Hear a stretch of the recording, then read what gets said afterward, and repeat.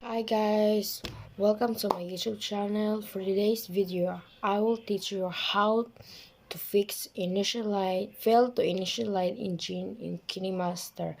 So before you watch this video, please share this video to all your friends on Facebook, Instagram, Twitter for more info guys. So makatabang jud ni guys sa katong di katigo mo koan o mo remove og watermark sa KINEMASTER guys. So let's get started.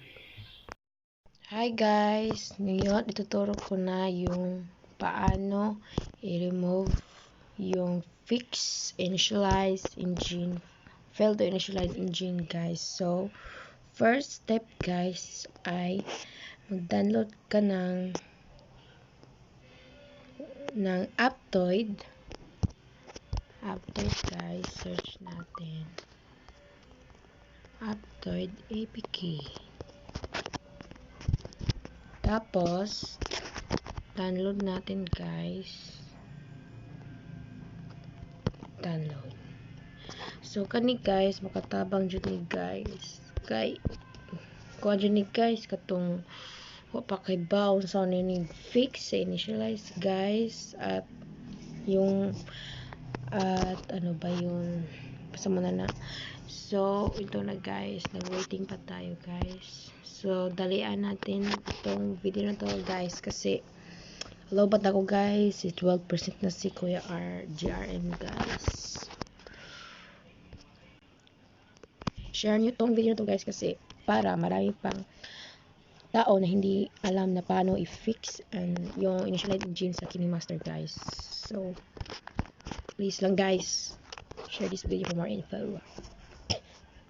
Naubo ako guys, sorry guys kasi may obo ako ngayon guys. This app is gigo the like company behind Apple has got extension. Itong app na to guys ay safe to. Huwag niyong kalimutan guys.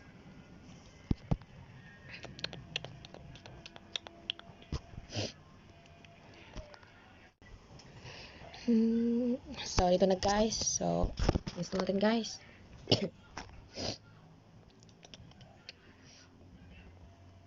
Then open.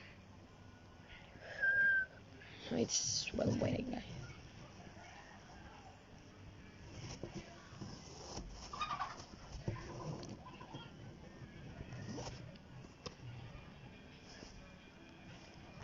Cancel.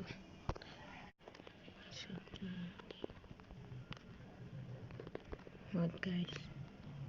Search lang natin guys. So, dito na guys. Itong KINEMASTER. Itong violet na to guys.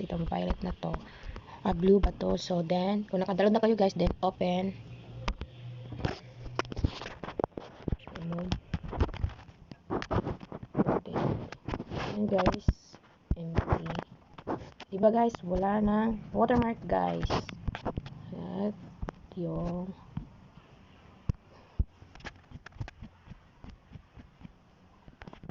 wait lang guys.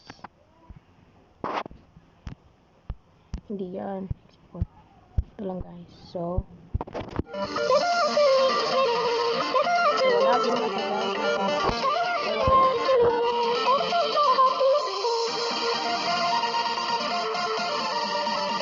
Ibang video guys. Ride natin itong video na to.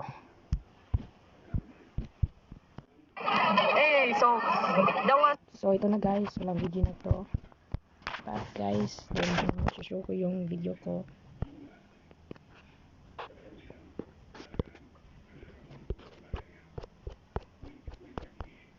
So walang watermark. Hi guys, welcome to my YouTube channel. For today's video,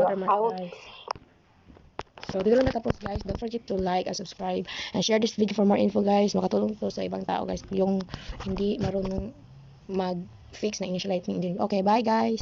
Hi guys, thank you for watching. So don't forget to subscribe for more videos and like and share this video.